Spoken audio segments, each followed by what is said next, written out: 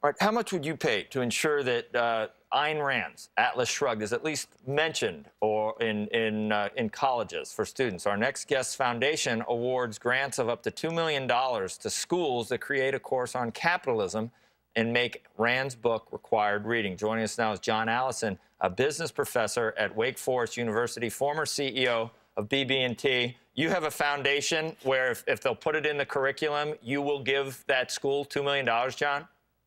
Good morning, Joe. Yes, not that simply. A couple of days ago, I was fortunate to get a copy of your book, and it reminded me very much of an experience I had 15 years ago with my son when I went through the same, whoa, that your teachers are telling you what? And I realized that in our education system, we were indoctrinating students with anti-free market, anti-capitalist ideas, and the teachers themselves had been indoctrinated in our universities. And it was very important that our universities at least have some defense of the ideas that made America great. Yeah, what a concept that the educators at colleges, hopefully you're not educating everyone to be an academic. God help us, because and that's essentially what we're seeing a lot of at this point. How can there not be an emphasis on business and free markets and capitalism and American exceptionalism for the way that we do things here? I can't, but you don't find that in, certainly it's tough in the Ivy League. Yeah, I don't think it's in universities in general. And effectively, the liberals dominate the universities in America. They introduce their ideas and preach their ideas to the students.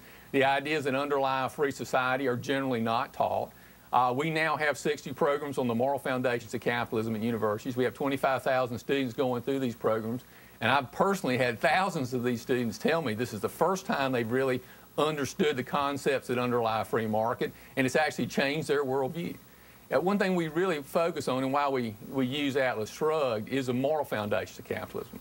A lot of people realize capitalism produces a higher standard of living, but they view capitalists and capitalism as an evil, immoral system. And we obviously believe capitalism is moral. Not that every capitalist is moral.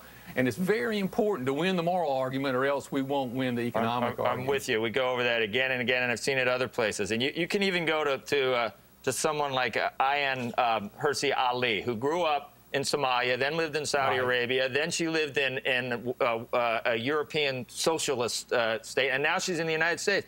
And she makes that point again and again and again. She's been everywhere. It's the most moral system as well, even though some people like to call it brutal or Darwinian or whatever. Nothing has created the quality of life and length of life. We're taller, smarter, more productive. I mean, there's just no denying it at this point. One thing that is important, I think, about Atlas Shrugged, the reason that I'm particularly think we need to use it is because it's a novel. A lot of students can read von Mises or Hayek, the great free market economists, and their eyes kind of glaze over. But Atlas Shrugged provides concrete personal characteristics that show why people are successful and why they fail and what's good and what's bad. And I think students can understand better through a novel, through really an art form than they can. I love your steps for, I don't know if I want to, I wish we could get unemployment down to 3 or 4%, like you say we can do it. You say we could do it in 6 months, in 6 months by doing what? Well, I think that there are a series of things we need to do. First, we absolutely need to change the regulatory environment. People don't realize that in the United States, we don't have rule of law. We have rule of regulators. And the regulators have been tightened down on every business in the United States, which reduces productivity. I heard your conversation about the Fed. I think the Fed has created an enormous amount of uncertainty by printing money like crazy. And if you're running a business, it's hard to do economic calculations when you don't know what the price of your raw materials is going to be a few days in the future, much less 5 years in the future. Thirdly, businesses are concerned about our deficits. They realize that something has to be done. There's no real plan. They know it probably looks like more taxes and lots of other interferences in the market, and that uncertainty makes it difficult to operate, and we need to really be clear with a real deficit reduction plan. And finally, this is something that's a little esoteric, but we raised the minimum wage 40% in the face of a recession. That means that for an entry-level worker, the all-in cost is about $10 an hour. Small businesses often can't afford to pay $10 an hour, and so they're simply not hiring. Of course, in the deeper level, for the longer term, we need to fix our education system. We need to quit indoctrinating students, and we need to teach them to think so that they can have meaningful work and to understand the ideas and the principles that make our society successful, the ideas of individual rights and free markets.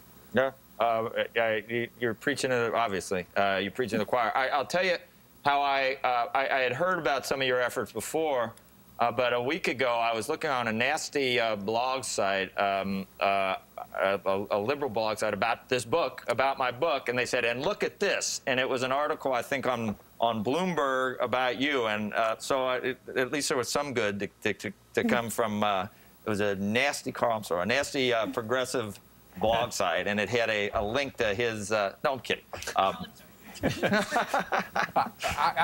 This is not trying to be nice. I really like your book. I skim-read the whole book when I got it, which I get a lot of books. I don't normally do that because you really own an essential issue here. Because if we don't have the right education of our students, we will not have a bright future in our country. I just can't believe that it's enough. And I get a lot of pushback on it, too. And I just can't believe that saying that the way free markets work, and as opposed to, you know, whenever you see a lack of economic freedom, it goes hand in hand with a lack of individual freedom. And next thing you know, you're keeping people inside inside of North Korea, and there's famine and everything else comes from it. But I don't know. We're still having this argument. I don't understand why it is. We don't say anything about social issues, conservative social issues, and yet, you know, everybody, you know, I don't know. Anyway, we appreciate your time, Don. I'd like to see you in studio sometime if possible. Thank you very much. Have a great day. All right. See you later.